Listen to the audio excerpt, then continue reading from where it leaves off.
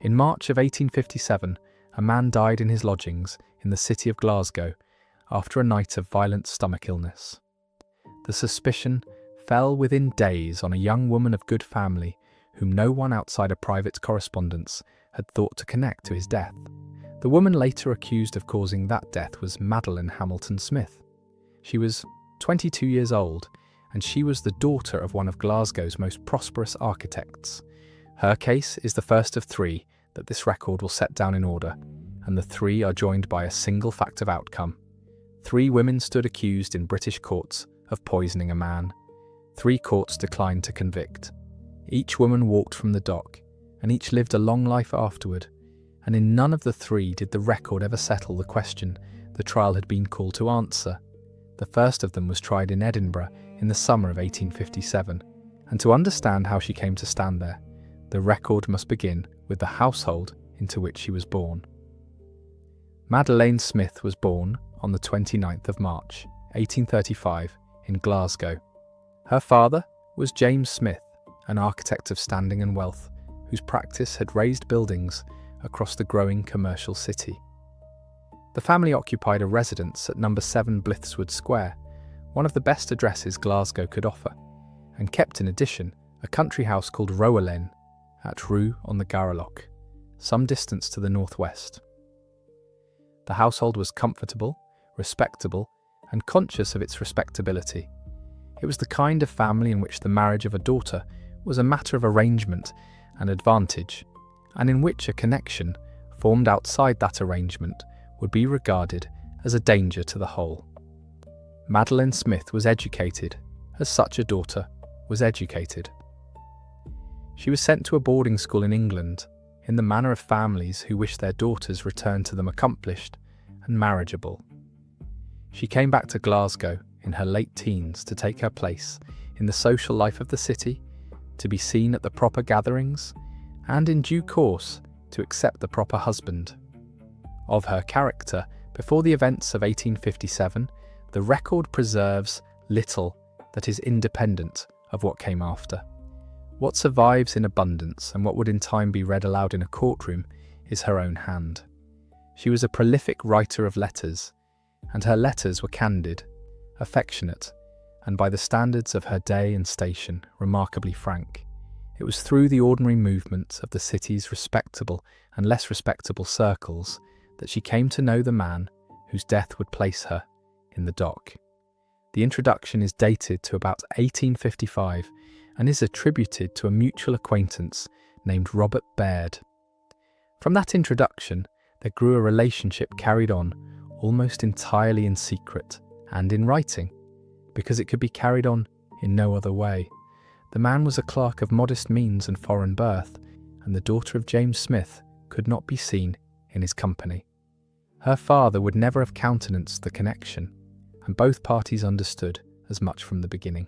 If you value cases preserved through court records, testimony, and verified documents, follow or subscribe wherever you're listening. The record resumes in Glasgow in 1855. The man was Pierre-Emile Langelier. He had been born in the Channel Islands, in Jersey, and was aged somewhere between 32 and 33 at the time of his death. He had come to Scotland by a wandering route, having passed through employment in Edinburgh and in the French town of Dinan before settling in Glasgow. There he took a position as a warehouse and packing clerk with the seed merchants Huggins and Company.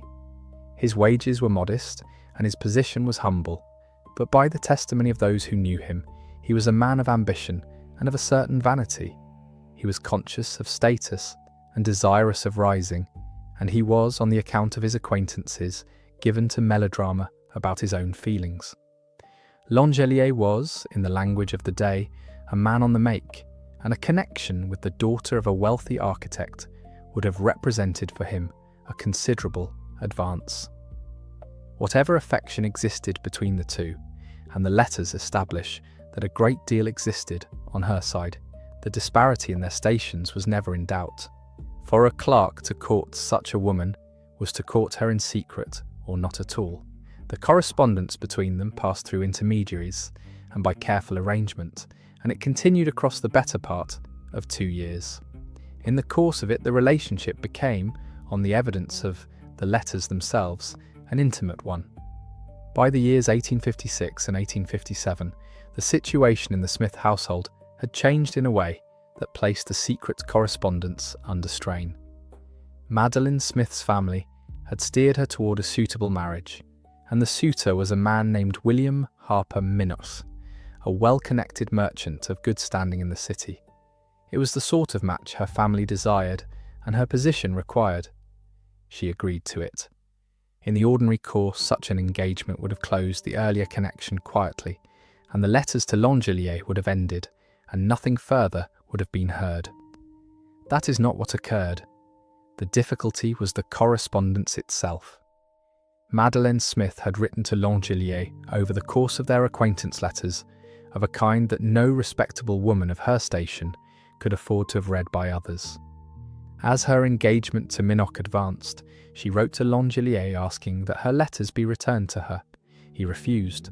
On the case the Crown would later present, he did more than refuse. He threatened to place the correspondence before her father, an act that would have destroyed the Minot match and ruined her standing beyond recovery. This is the motive the prosecution would allege. It was not the motive of passion, but the motive of exposure. The Crown's theory was that a woman facing the destruction of her prospects and her reputation had a reason to wish the holder of those letters silent. The record here requires care because a theory of motive is not a proof of act, and the distinction is the whole of this case. What the record establishes beyond dispute is a sequence of purchases. In the early months of 1857, Madeleine Smith bought arsenic on 3 separate occasions. The accepted dates are on or about the 21st of February, the 6th of March, and the 18th of March. She bought the arsenic from Glasgow druggists, the names of Murdoch and of Curry appearing in the record. On each occasion, she signed the poison book, as the law required a purchaser to do. She gave her stated purpose as the destruction of rats, and on the account preserved, as a wash for the complexion, a cosmetic use of diluted arsenic that was known in the period. There is a further detail in these purchases that would become the pivot upon which the defence turned. By law, arsenic sold to the public was required to be mixed with a colouring agent, either soot or indigo, so that it could not be mistaken for flour or sugar and could be identified if misused. Both druggists who supplied Madeleine Smith would testify that they had coloured the arsenic they sold her, in accordance with that law. This fact, apparently, a small one, would sit at the centre of the trial, because of what was and was not found in the body of the dead man. The purchases are documented. She signed the poison book. What the purchases did not establish, and what the whole of the subsequent proceedings would turn upon, was whether the arsenic she bought was the arsenic that killed Pierre-Emile Langelier. The death itself must be set down, plainly and once. In February of 1857, Langelier suffered episodes of violent stomach illness. He was seized with vomiting and pain, and he recovered, and then he was seized again. These February illnesses would later be charged against Madeleine Smith as attempts in the alternative counts of the indictment. On the night of the 22nd of March, he returned to his lodgings, acutely ill. He had been out that evening, and he came back to his room in great distress, vomiting and in severe pain. His landlady was roused, and a surgeon was sent for. In the early hours of the 23rd of March, Pierre-Emile Langelier died. A post-mortem examination was carried out upon the body. The examination recovered from the stomach a very large quantity of arsenic. The figure entered into the record is on the order of 82 to 88 grains, an amount far in excess of any fatal dose, and far in excess of what the body could have retained had it been administered in the ordinary way over time. The quantity was extraordinary, and it settled at once the question of whether the death was natural. It was not. A man does not come by such a quantity of arsenic in his stomach by accident of the ordinary kind, and the presence of the poison in that amount made the death a matter for the criminal authorities from the first. There was in this case no slow interval of doubt. No long season in which neighbours wondered whether a death had been what it seemed. The arsenic in the stomach made the death a crime at once. The question that faced the authorities was not whether Langelier had been poisoned, but by whose hand. And to that question, the answer was suggested immediately by the papers found among his effects. Langelier had not destroyed the letters. He had kept them, and he had kept in addition a diary or memorandum of his movements and his feelings. And among his papers there lay the whole record of his secret connection with the daughter of James Smith. The suspicion, therefore, fell where the letters pointed, and it fell without delay. Those who had known Langelier knew of the affair, or knew enough of it to name the woman with whom he had been entangled. His landlady was aware that he had a connection he did not speak of openly. An associate of his, a man in whom he had confided something of his troubles, was aware that he had been meeting a young woman, and that the meetings had lately been the source of his distress. Among the dead man's papers, the letters were found, and the letters were in Madeleine Smith's hand, and they were addressed in terms that could not be mistaken for the correspondence of mere acquaintance. The cache of letters was, from that moment, the spine of everything that followed. The authorities moved upon what the papers gave them. Madeleine Smith was taken into custody and charged. The letters were gathered, sorted, and prepared as evidence, and it was upon them that the prosecution would principally rely, for they supplied at once the connection between the accused and the deceased, the secrecy of that connection, the pressure of the approaching marriage, and the demand for the return of the correspondence that the Crown would advance as motive. They supplied, in short, everything but the act. No witness had seen Madeleine Smith administer poison to Pierre-Emile Langelier. No witness could place the two of them together at the hours when the poison must have been given. The Crown possessed a documented purchaser of arsenic, a documented motive, and a dead man full of arsenic, and between the purchase and the death it possessed no eyewitness at all. Before the medical evidence is set down, the question of what the science of 1857 could and could not establish must be stated, because it governs the whole of the trial. That arsenic was present in the body was not in dispute. It had been recovered in quantity and identified, and the tests available to the chemists of the period were sufficient to establish its presence beyond argument. What the science could not do was tell the court how the arsenic had entered the body, or when, or by whose hand, or from which of the several possible sources it had come. The chemistry could find the poison. It could not trace the poison back to a packet signed for in a druggist's book. That gap between finding and tracing was the ground on which the defence would build, and it was ground the prosecution could not take from them. The defence took hold of two facts and pressed them without relenting. The first was the matter of the colouring. The law required that arsenic sold to the public be mixed with soot or with indigo, and both druggists who had supplied Madeleine Smith testified that they had so coloured the arsenic they sold her. Yet the arsenic recovered from the body of Langelier bore no such colouring agent. If the poison that killed him carried none of the soot or indigo that the law had required to be mixed into the poison she had bought, then the chain that ran from her purchases to his death was at that link broken. The arsenic in the dead man might have come from her packets, but the science could not say that it had, and the absence of the colouring gave the defence a positive reason to doubt it.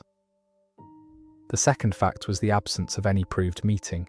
The Crown's theory required that Madeleine Smith had given Langelier poison, most probably in a cup of cocoa or coffee handed to him during one of their secret meetings. But the Crown could not prove that the two had met in the days before each of his illnesses. His own diary and the record of his movements did not place them together at the times that mattered. The cocoa or coffee she was alleged to have administered was never tied to any encounter that could be shown to have taken place. The prosecution could show that she had the means and could argue that she had the motive, but it could not show the occasion, and without the occasion, the administration remained an inference rather than a proved event. There was, in addition, evidence advanced on the side of the defence bearing on the dead man himself. It was said by those who had known Langelier that he was familiar with arsenic, that he had spoken of taking it, and that he had at times spoken of ending his own life. The suggestion canvassed at the trial was that Langelier was himself an arsenic eater, one of those who took the poison in small doses by habit, and that he might have taken it, whether by design or by miscalculation, by his own hand. This material came from his acquaintances and from the circle of his lodging, from those who had heard him speak in his melodramatic way of his despair. It came from those who had known him and heard him, and it was enough to place before the jury an alternative to the Crown's account of how the arsenic had entered his body. The medical and toxicological evidence then established the fact of arsenic and established nothing further that the prosecution required. The poison was found. The quantity was recorded. The colouring the law required was absent from the poison in the body. The science of the day could carry the case no nearer to the hand of the accused than that, and the defence made certain that the jury understood precisely where the science stopped.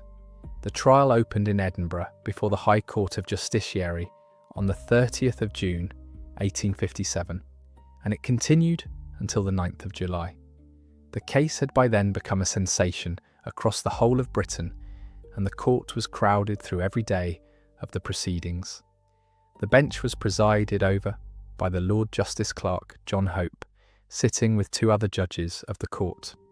The prosecution was conducted by the Lord Advocate, James Moncrieff, the senior law officer of the Crown in Scotland. The defence was led by the Dean of Faculty, John Inglis, who was accounted the outstanding advocate of his generation, and who would afterward rise to be Lord Justice General. It is upon his conduct of this defence that a great part of the case's standing in the history of the Scottish Bar rests. Madeleine Smith pleaded not guilty.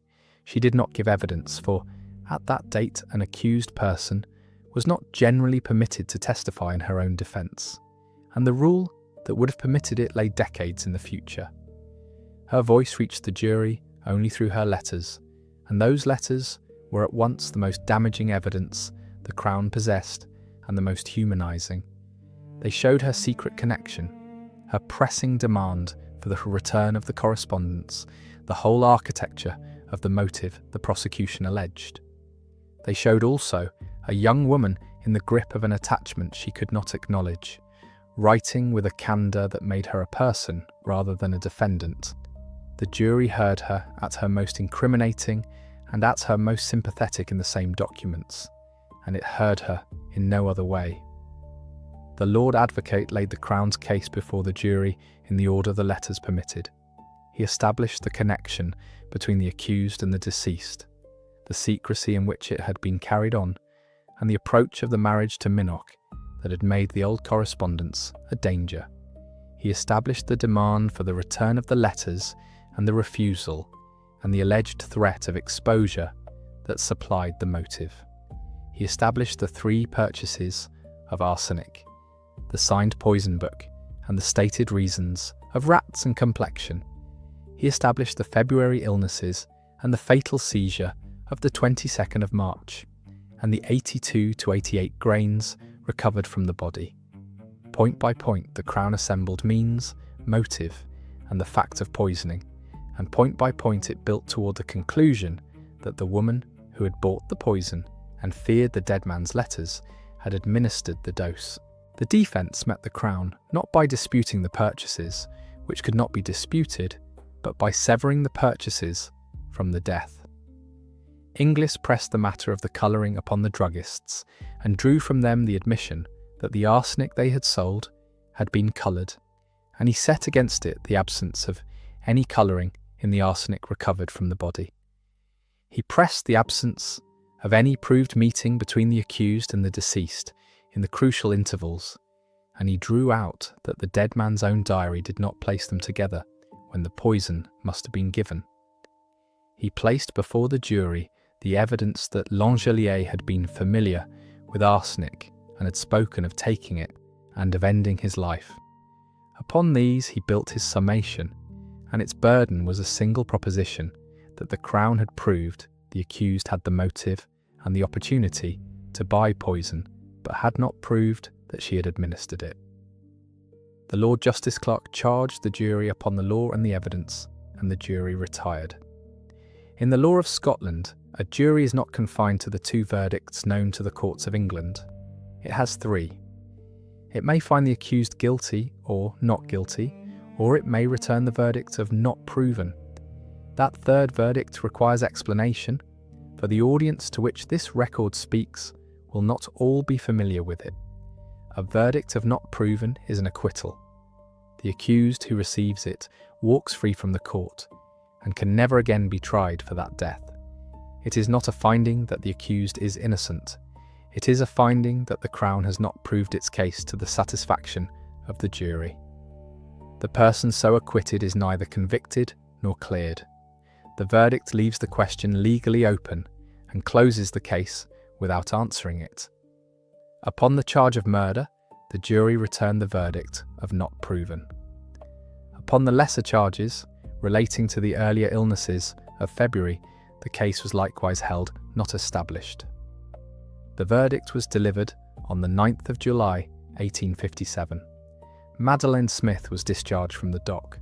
There was no sentence, for there was no conviction, and she left the court a free woman against whom the charge could never be renewed. The reaction to the verdict was immediate and loud. The case had been followed in the newspapers across Britain through every day of the trial, and the letters read aloud in open court had been reprinted and consumed by a public that had never before been given so intimate a view into the private correspondence of a respectable young woman. The verdict of not proven satisfied neither those who believed her guilty nor those who believed her innocent, and it left the question exactly where the law of Scotland is content to leave it unanswered. Madeleine Smith left Glasgow within a short time of her release, the city having become impossible for her to remain in. Her later life carried her far from the courtroom in Edinburgh. She married, some years afterward, a man named George Wardle, who was connected in his work with the designer and writer William Morris.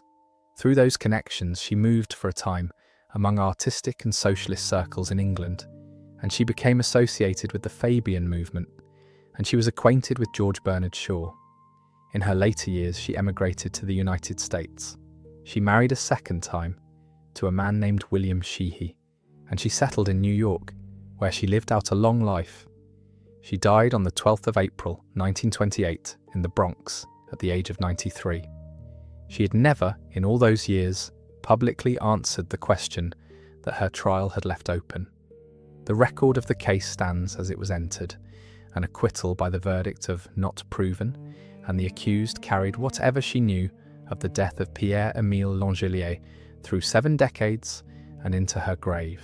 The record now turns from Glasgow to London, and from the year 1857 to the year 1886, and from a poisoning by arsenic to a death by a poison of a different and far stranger kind. In the first days of the new year, in a lodging in the district of Pimlico, a man was found dead in his bed, and the manner of his death would defeat the ablest medical men in England. In the early hours of the 1st of January, 1886, a man died in a rented room at number 85 Claverton Street in Pimlico, London, and a fatal quantity of liquid poison was afterward found in his stomach that no one could explain. The suspicion fell within days upon his wife and upon a young clergyman who had become an intimate of their household. The woman later accused of causing that death was Adelaide Blanche Bartlett. She was about 30 years old, and she was the wife of the dead man. Her origins were irregular and are not reliably established in the record. She had been born in France, and the circumstances of her parentage were the subject of discreet arrangement rather than open acknowledgement. She had come to England and had married, and it is from her marriage onward that the record is able to follow her with any confidence. Of her early life, the documentation is thin, and the surviving record does not preserve it. What can be stated is that by the middle of the 1870s she had been married to the man whose death would place her in the dock at the Old Bailey. The victim was Thomas Edwin Bartlett. He was a grocer, a partner in a chain of grocery shops in London, a man of business in a modest and respectable line, and he was aged about 40 at the time of his death. He had married Adelaide around the year 1875. The marriage was, upon the evidence that later came before the court, unusual in its arrangements, and the nature of those arrangements would become part of the matter the jury was asked to weigh. Edwin Bartlett was, by the accounts given of him, a man of settled habits and of a somewhat particular disposition, attentive to his wife, and, as events would show, willing to admit into the closest circle of his household a third person whose presence most husbands would not have tolerated. That third person was a young Wesleyan minister named George Dyson. In the year 1885, the Bartletts became closely acquainted with Dyson, and the acquaintance deepened with a remarkable speed and with the active encouragement of the husband. Edwin Bartlett engaged Dyson as a tutor and companion to his wife. He encouraged the young minister to spend his time in their company, to instruct Adelaide in her studies, and to make himself at home in their rooms. He went further. He named Dyson in a new will, and he spoke of him and treated him almost as an intimate of the family, as a man to whom he was content to entrust his wife's companionship, and in the event of his own death, something of her future. The relationship between Adelaide Bartlett and George Dyson became affectionate, and there passed between them letters and attentions of a warmth that the Crown would later read as evidence of something more than friendship. The husband's apparent acceptance of this closeness, indeed his encouragement of it, is one of the genuine puzzles of the case, and the record sets it down as a puzzle rather than resolving it. What the correspondence and the testimony established was the fact of the intimacy between the wife and the minister, and the fact of the husband's tolerance of it. What lay behind the husband's tolerance, the record does not establish, and no certainty upon it survives. The circumstances of the household in the closing weeks of 1885 must be set down with the same restraint. 3 people lived in a closeness that admitted of more than one interpretation. A husband encouraged his wife's friendship with a younger man, wrote that man into his will, and treated him as a member of the household. A wife accepted the attentions of both. A minister moved between the study and the sitting room of a married couple, as though he belonged to their family. These are the facts the record supplies, and they stand as facts, and not as scenes. The matter came before the trial without embroidery, and the record does not preserve what passed behind any closed door. Edwin Bartlett had been in poor health in the period before his death. He suffered from dental trouble, from decayed teeth that gave him considerable pain, and from a general debility that had drawn the attention of a medical man. He was not, by the accounts, a robust man in that winter, and his ill health formed the ordinary background against which the events of the 1st of January took place. He had been attended for his complaints, and his condition, while not such as to suggest that death was near, was such that a decline in his health would not of itself have been thought remarkable. On the morning of the 1st of January, 1886, Edwin Bartlett was found dead in his bed. A medical examination followed, and it produced a result that transformed the death at once from a private misfortune into a criminal mystery. The post-mortem examination found in the stomach of the dead man a fatal quantity of liquid chloroform. That finding, standing alone, would have pointed to poisoning by a known and deadly agent, but it did not stand alone.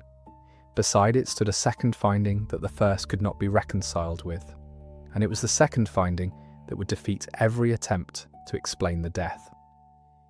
There was no burning, no corrosion, no injury of any kind to the mouth, the throat, or the windpipe of the dead man.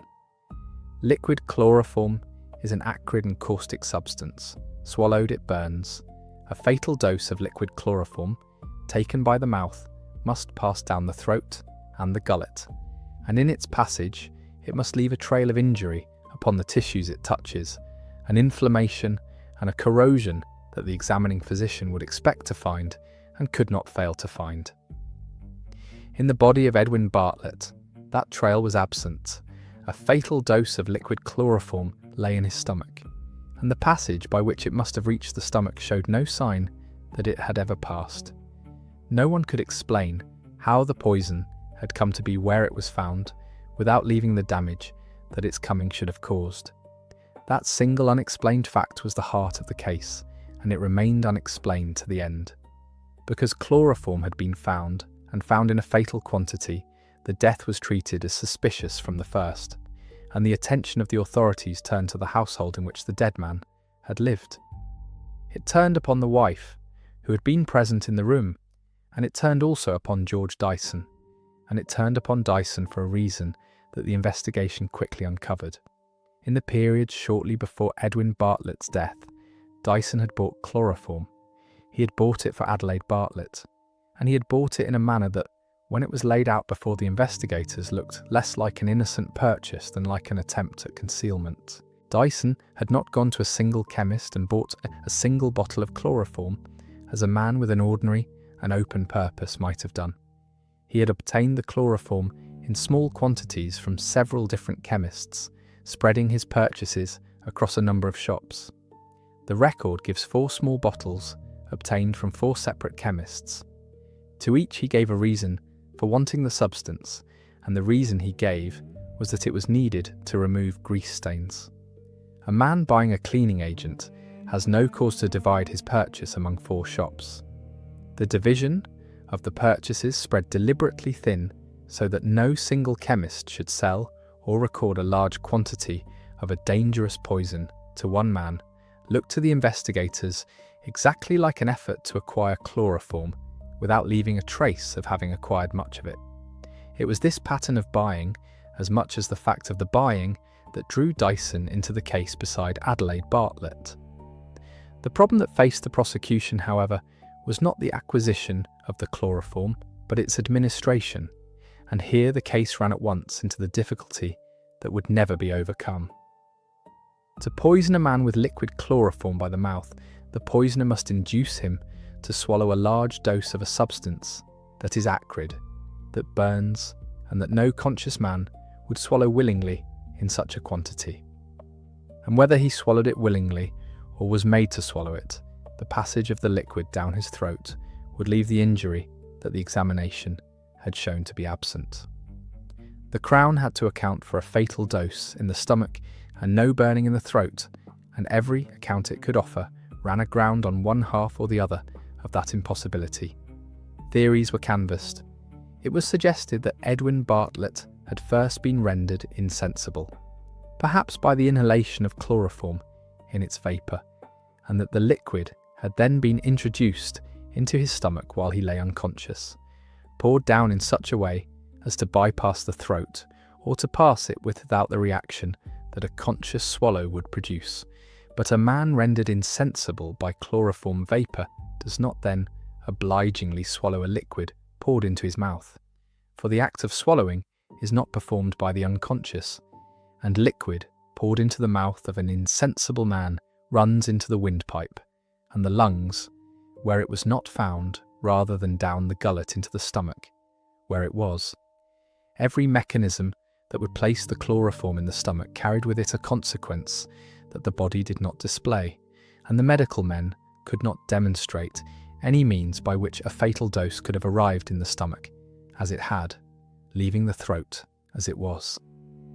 The defence fixed upon precisely this failure, and made it the whole of its case. If the ablest medical men in England, examining the body and giving their evidence upon oath, could not say how the chloroform had been administered, then the jury could not be sure that Adelaide Bartlett had administered it. The argument did not require the defence to prove how the chloroform had come to be in the stomach. It required only that the Crown be unable to prove it, and the Crown was unable. The mechanism of the death was a mystery to the prosecution's own witnesses, and a death whose mechanism cannot be explained, cannot readily be laid, beyond reasonable doubt, upon the hand of any particular person. The trial was held at the Central Criminal Court, the Old Bailey in London.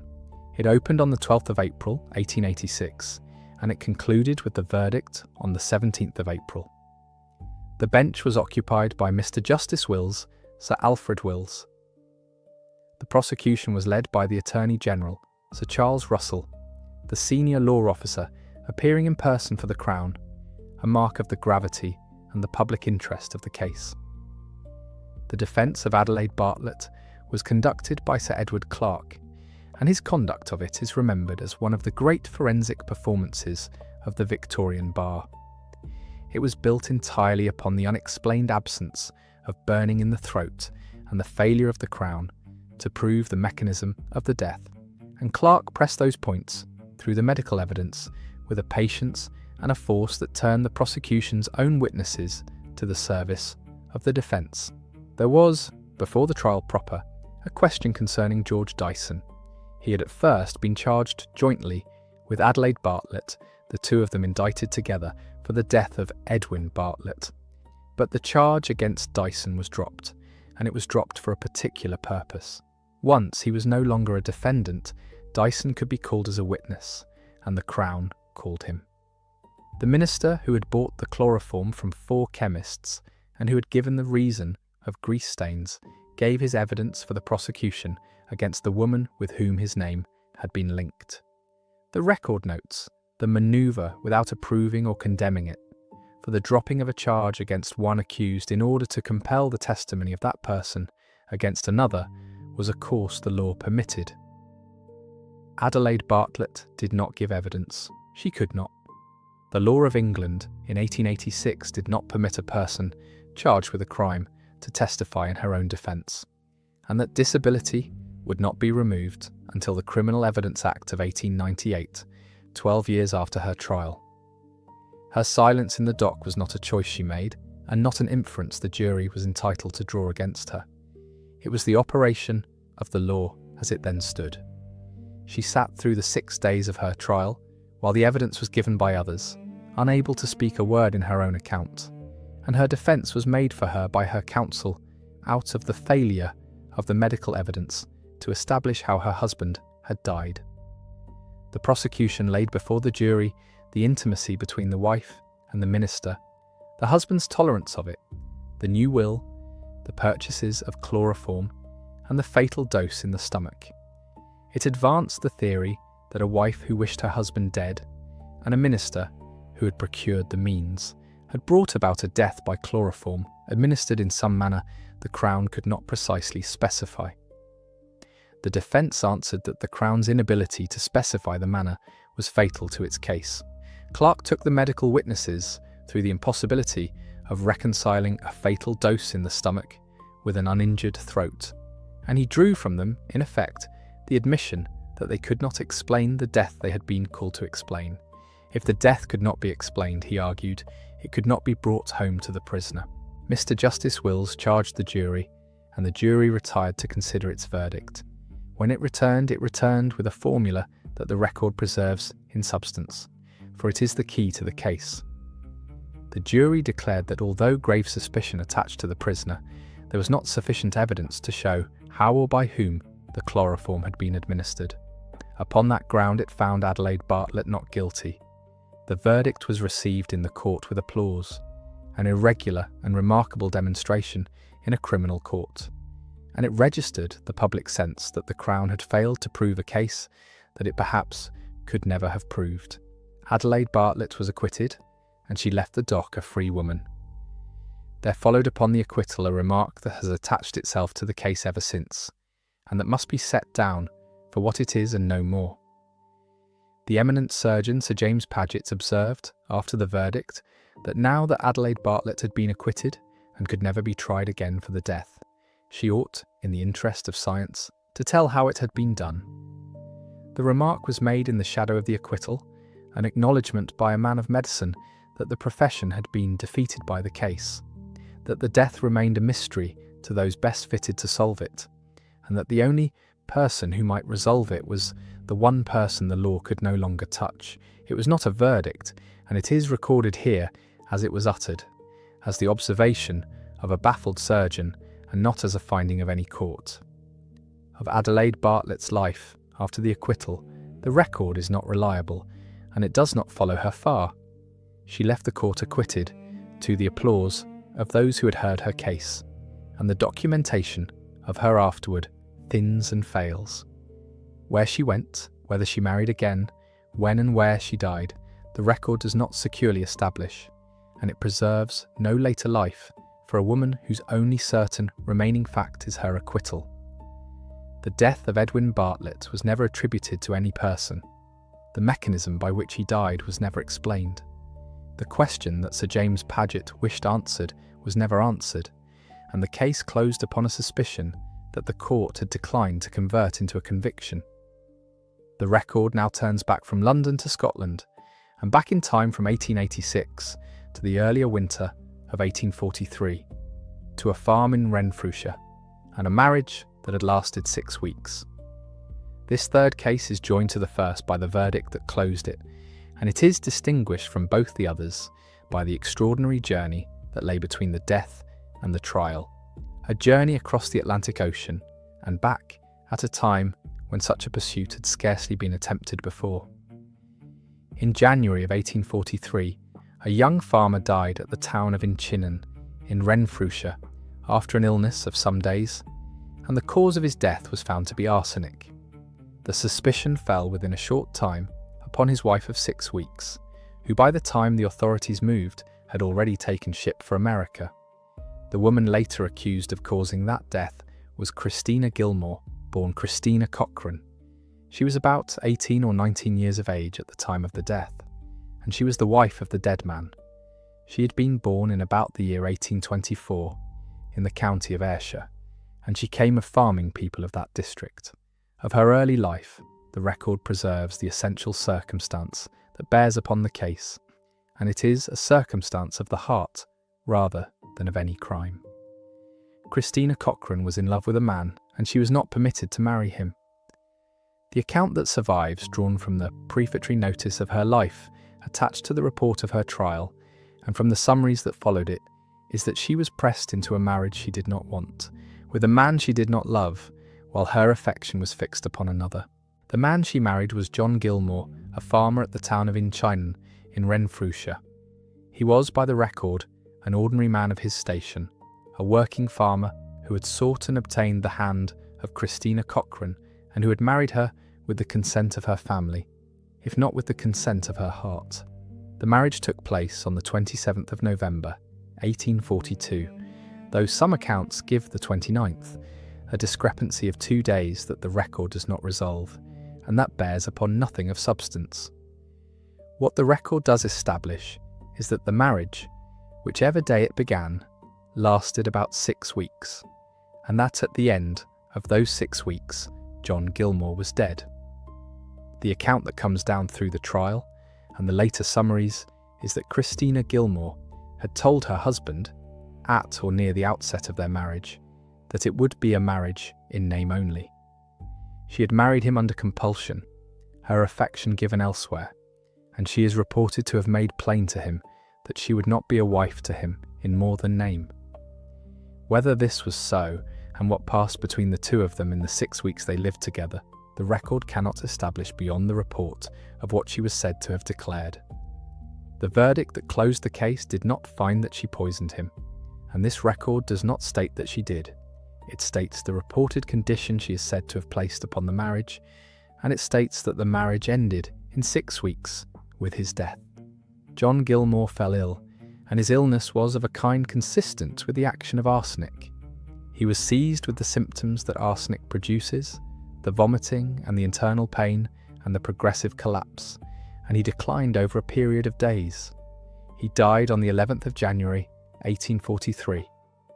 Suspicion of the cause of his death gathered in the locality, as such suspicion gathered around a sudden death in a household where a young wife had married against her will. But before that suspicion could be brought to any formal reckoning, before an arrest could be made or a charge laid, Christina Gilmour was gone. She had left Scotland. She had taken ship across the Atlantic, bound for New York, and she had placed the ocean between herself and the authorities of Renfrewshire. It is this flight that gives the case its distinction, and that is, in truth, the reason it is remembered at all.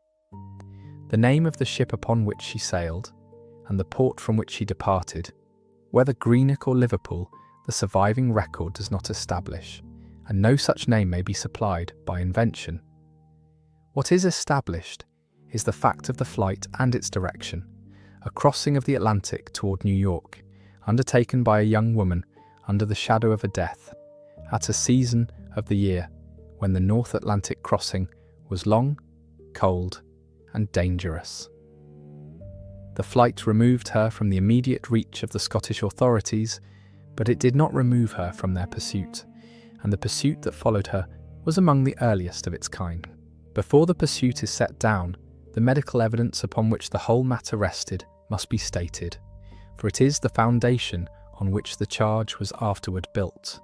Arsenic was identified as the cause of John Gilmour's death. The body was examined and medical reports were produced, and those reports were founded upon at the trial that followed. The surviving report of the trial contains the medical reports together with the other documents of the case, so that the toxicological findings entered the record and remained in it. Arsenic was found in the body, in the manner that the analysis of the period permitted, and the finding of arsenic converted the suspicion of the neighbourhood into a matter that the law was bound to pursue. Where the analysts named the quantities they recovered and the tests they applied, the trial report preserves them, and the record holds no name or figure beyond what that report supports. The pursuit of Christina Gilmour across the Atlantic is the distinctive feature of the case, and it is the seam richest in documented fact. She had fled to America, and the Scottish authorities determined to fetch her back. An officer was dispatched across the ocean to find her, to secure her arrest upon American soil, and to bring her home to stand her trial. The name of that officer the surviving record does not establish, and he appears in it only by his office. He crossed the Atlantic, he located the fugitive, and he set in motion the legal proceedings by which she might be delivered up to the British authorities. Christina Gilmour was arrested in America, and the machinery of extradition was engaged to return her to Scotland.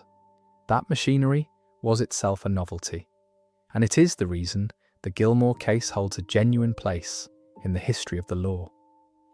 The return of a fugitive from the United States to Britain was made possible by the Webster-Ashburton Treaty, concluded between Britain and the United States in 1842, the year before John Gilmour's death. Among its provisions, the treaty established terms for the surrender of persons accused of certain crimes who had fled from the one country to the other, and the case of Christina Gilmour arose almost at the moment the treaty came into force. Her extradition was among the earliest carried out under it, and the surviving report of her trial includes an account of the proceedings before the courts of America relative to her arrest and her surrender to the British authorities under the treaty. Those American proceedings are documented, and they form a part of the record that the Scottish courtroom did not, for the question of whether she should be given up was contested and decided in America before ever she was placed upon a ship for home. The proceedings in America were the first hurdle, and they were not a formality. A demand had to be made through the proper channels, evidence of the death and of the charge had to be laid before the American authorities, and the courts of that country had to be satisfied that the case fell within the terms the treaty allowed before they would deliver up a person who had reached their shores. The matter was heard before the President and the other courts named in the surviving report, and the surrender of Christina Gilmour was ordered and carried out. She was placed under the charge of the officer who had crossed to fetch her, and she was brought back across the Atlantic to Scotland, arriving to face the charge that her flight had not escaped. The whole of that transatlantic passage, out in pursuit and home under arrest, was accomplished in the course of the year 1843, so that a death in January was answered by a return before the year was out. Christina Gilmour was brought at last before the High Court of Justiciary at Edinburgh, and her trial was held in the January of 1844, a full year after the death of her husband and some months after her return under arrest from America. She was placed in the dock to answer the charge of murder by poisoning, the charge that the neighbourhood's suspicion, the medical evidence, and her own flight had combined to bring against her. The court that received her was the same Supreme Criminal Court of Scotland that had sat and would sit upon the other cases of its kind, and the same 3 verdicts were open to the jury that would try her. The defence advanced on her behalf was a single and a striking one, and it is the load-bearing fact of the trial as the record preserves it. It was not denied that she had come by arsenic. What was said was that she had bought the arsenic not to poison her husband, but to destroy herself. Here was a young woman married against her will, her affection fixed upon another man, bound to a husband she had told, if the report be true, that she would never be a wife to, and sunk in the despair of a match she had never wanted and could not escape.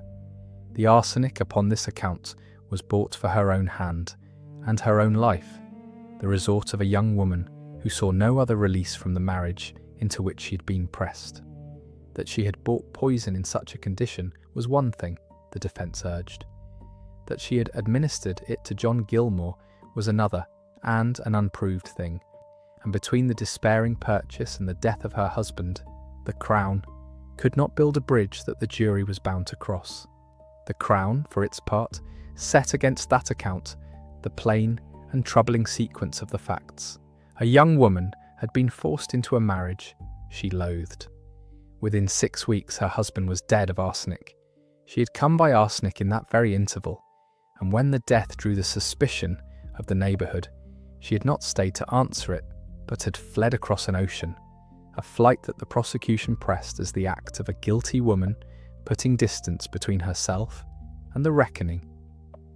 Motive, means, and flight the Crown could lay before the jury. What it could not do, any more than the Crown in the other cases could do, was to place the poison in her hand at the moment of its administration, or to prove by any witness that she, and not the dead man himself in the despair she was said to share, had given the fatal dose. The jury of the High Court of Justiciary weighed the case that was put to them. The medical certainty that arsenic had killed John Gilmour set against the absence of any proof that Christina Gilmour had administered it. The suspicious sequence of the marriage and the death and the flight set against the defence that the poison had been bought for her own destruction. Upon that balance the jury returned its verdict, and the verdict was neither guilty nor not guilty. Upon the charge of murder, the jury of the High Court of Justiciary found the case not proven. Christina Gilmour was discharged from the bar, neither convicted of the death of her husband nor cleared of it, and she walked from the court under the 3rd verdict of the law of Scotland, as Madeleine Smith would walk from the same court 13 years afterward. She returned after the trial that had followed her across an ocean and back to the country from which she had come. She went home to the district of Dunlop in Ayrshire, among the farming people she had been born to, and there she lived out the remainder of a life that proved to be a very long one. The trial that had made her name faded from the public mind, and she passed the decades that followed in the obscurity of the countryside, a woman who had crossed the Atlantic twice under the shadow of a charge and had come back to the fields of her girlhood to grow old. She lived on, by the account that survives, for something near to 6 further decades, and she died in about the year 1911, at an age of about 87 years, having survived by more than 60 years the husband whose death had placed her in the dock, and the trial that had never resolved whether she was a poisoner or a young woman driven by a hated marriage to the edge of taking her own life. The record that follows her into those long years is thin, and it grows thinner with every decade she lived. It preserves the fact of her return to Ayrshire, the fact of the district she settled in, and the fact of her death at the great age she reached, and beyond those bare markers it does not go.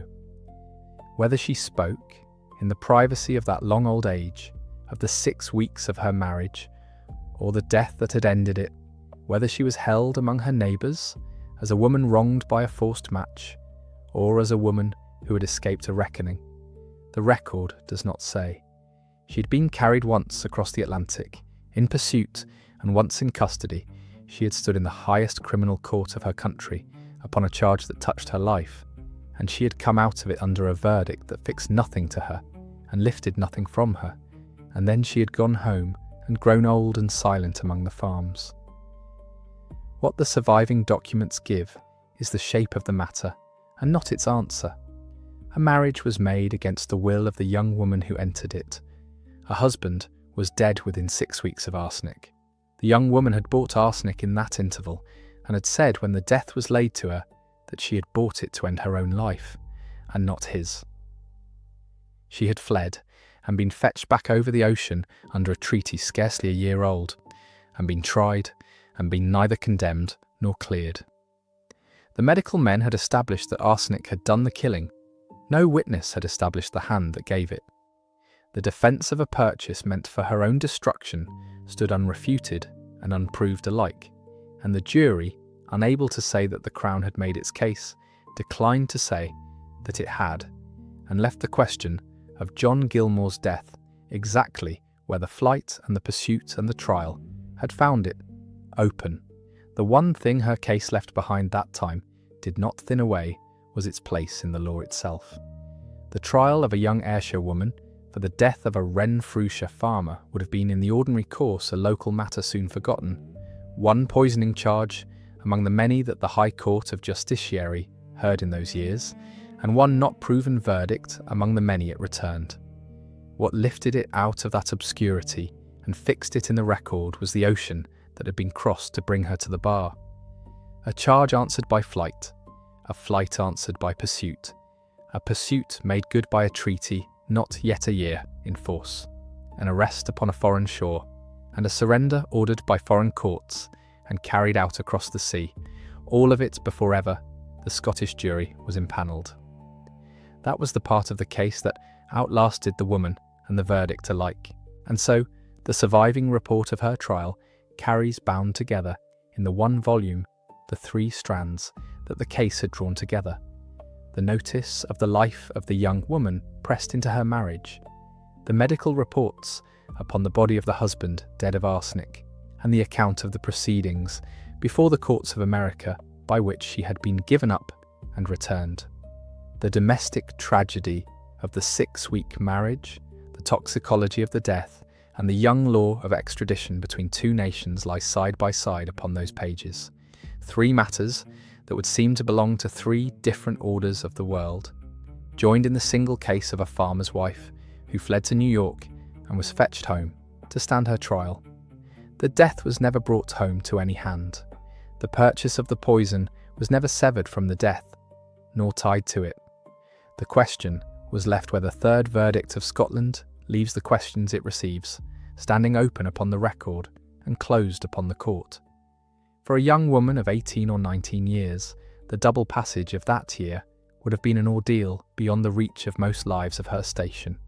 She had been raised among the inland farms of Ayrshire, and within a single 12-month she had crossed the Western Ocean twice, once as a fugitive, making for a strange city where she knew no one, and had no protection but her own wits, and once as a prisoner in the keeping of an officer of the law, brought back over the same grey water to a courtroom that might have sent her to the scaffold. Between those 2 crossings she had been taken up upon a foreign shore, held while lawyers she did not know argued in courts whose form she did not understand over the question of whether she might be handed back, and delivered at last into the hands that had come for her. Whatever the truth of the death behind her, the journey she was made to take on its account was one that few in her country had taken before her, and fewer still under such a shadow. The record holds the milestones of that year, and withholds the woman who passed through them. It sets down the death in the January, the flight, the crossing, the arrest, the arguments before the American courts, the surrender, the return, and the trial that met her at the end of it, and against each it sets a fact, and not a feeling. What she thought as the coast of Scotland fell away behind her, what she thought as the officer's hand closed upon her in America, what she thought as she stood at the bar of the High Court and heard the case laid out that might have ended her. The surviving documents do not tell, and were never made to tell. They preserve the machinery of the law and the medicine of the death, and they leave the interior of the young woman at the centre of it as blank as the verdict that would neither convict her nor clear her. From the bare numbers the record does supply, the arithmetic of that life can be set out, and it is an arithmetic of long survival after a brief catastrophe. Born in about the year 1824, she came to her marriage at about 18 years of age in the November of 1842. Widowed within 6 weeks, she stood her trial at about 19 in the January of 1844. And from that trial she went on to live until about the year 1911, to an age of about 87 years. The marriage that undid her had lasted 6 weeks. The pursuit and the trial that followed from it had run across something over a year, and the life that came after the verdict ran on for the better part of 7 decades, so that the whole storm of her youth, the forced match, the death, the flight, the ocean crossed and recrossed, the courtroom in Edinburgh, occupied a little more than 2 years out of the 80, and 7 she was given, and the long remainder was silence. She had outlived, by the time she died, not only her husband and the officer who had fetched her home, and the counsel and the judges who had disposed of her case, but the very generation that had followed her flight in the newspapers, and argued her guilt or innocence over their tables. The world that had tried her in 1844 was gone before she was, and the treaty under which she had been surrendered had by then bound the two nations for the better part of 70 years and become a settled instrument of the law rather than the untried novelty it had been when it reached out to fetch a farmer's widow from New York.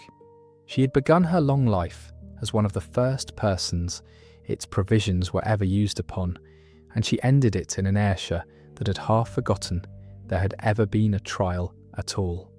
In the district of Dunlop, she lived as the country people around her lived, through the turning of the seasons upon the farms, and the record that had followed her so closely through the 2 years of her ordeal let her go almost entirely once she was home.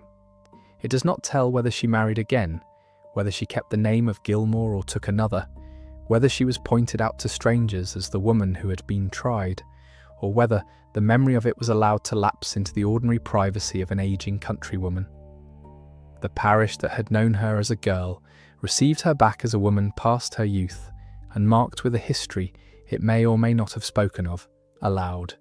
And there she remained through the middle of the century, and beyond it, into a Scotland of railways and telegraphs, and a settled peace with the country that had once been asked to give her up. What can be said with certainty is only what the register of her years allows to be said. She had gone out from that district, a young bride against her will, and she came back to it a discharged prisoner, under a verdict that answered nothing, and between the leaving and the returning lay the whole of the matter that the record preserves. The decades that closed over her afterward added nothing to the case and took nothing from it. The death of John Gilmour stood upon the record as arsenic had made it, and as the jury had left it, a killing done by poison and fastened upon no living hand, and the woman who'd been accused of it carried the years forward alone, until, at about the age of 87, in about the year 1911, the last of the 3 long lives this record has followed came quietly to its end. The manner of her dying the record does not describe, and there is no reason it should, for she died as the aged of the countryside die, worn by years rather than struck down by any event, in a district where her end would have been a small and private thing, noticed by her neighbours and by few beyond them. No crowd attended it, no newspaper of the great cities marked it, no court was troubled by it. The woman who had once been fetched across an ocean under guard, whose name had been argued over in the courts of 2 nations, went to her grave in Ayrshire as an old woman of no public consequence, and the enormous machinery that had once been set in motion to bring her to trial had long since fallen quiet around her. So the last of the 3 passed from the world with her question unresolved, as the first had done in the Bronx at 93, and as the second had done at a time and place the record cannot fix. Arsenic had been found and measured and sworn to. A marriage entered in November had ended in a death in January. A defence of self-destruction had been raised and neither broken nor confirmed. A jury had spoken the third word that the law of Scotland keeps for the cases it cannot decide, and upon that word the whole matter had come to rest, not solved and not dismissed, but set down and left.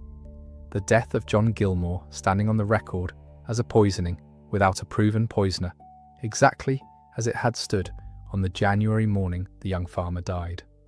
Of everything the case contained, one fact alone stood beyond argument, and it was the fact the science of the day could actually deliver. Arsenic had killed John Gilmour.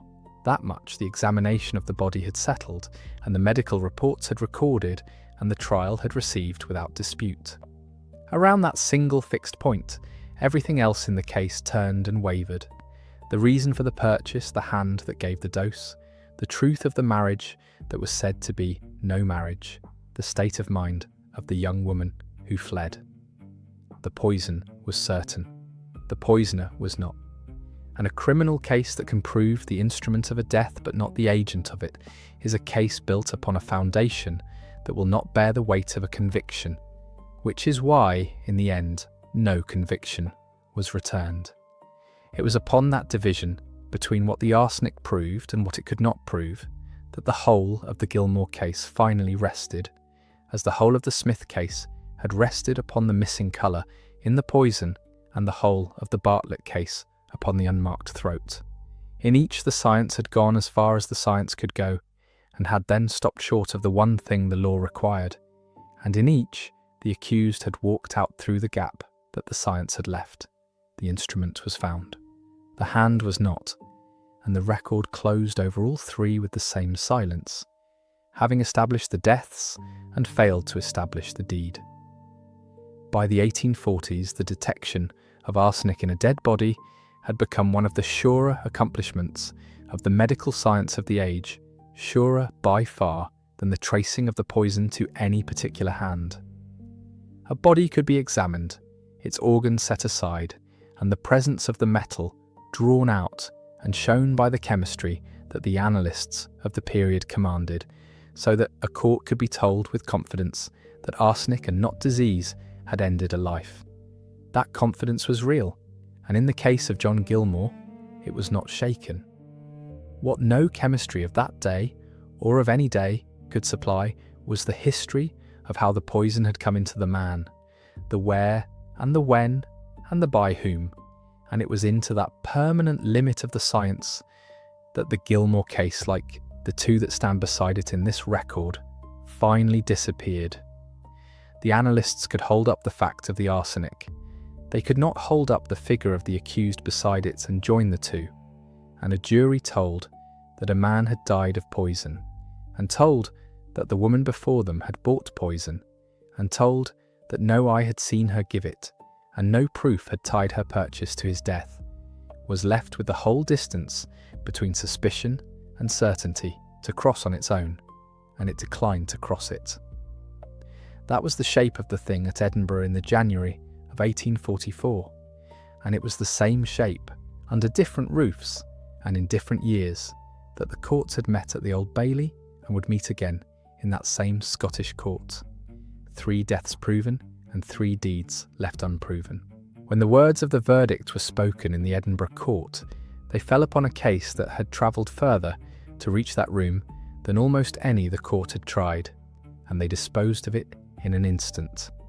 The clerk's formula, once uttered, ended the pursuit and the crossing and the arguments in the American courts and the long detention as surely as it ended the charge itself, and it did so without adding a single word to the sum of what was known about the death that had begun it all. A year and more of pursuit across an ocean, and the machinery of a treaty between nations had delivered a woman to a bar to hear 3 syllables that resolved nothing and freed her wholly. She was told she might go, and she went, and the great effort that had fetched her home dissolved behind her into the record where it still lies. Behind her in that record lay the young farmer dead in his bed. At Inchinen, in the first fortnight of the year, the arsenic drawn from his body and sworn to, the marriage of 6 weeks that had ended in his grave. And the question never carried past the point the evidence could reach of whether the hand that had bought the poison was the hand that had given it. The law had asked that question in the only forum entitled to answer it, and the forum had returned the one reply that leaves a question standing. The death was real and proven. The guilt was neither proven nor disproven, and there upon the arsenic that could be shown, and the act that could not, the case of Christina Gilmour was set down and closed. 3 women had stood in 3 courts, and 3 courts had declined to convict. Madeleine Smith left the High Court of Justiciary under the verdict of not proven. Adelaide Bartlett left the Old Bailey under a verdict of not guilty. Christina Gilmour left that same Scottish court, 13 years before Madeleine Smith would leave it, under the verdict of not proven once again. Each walked from the dock a free woman.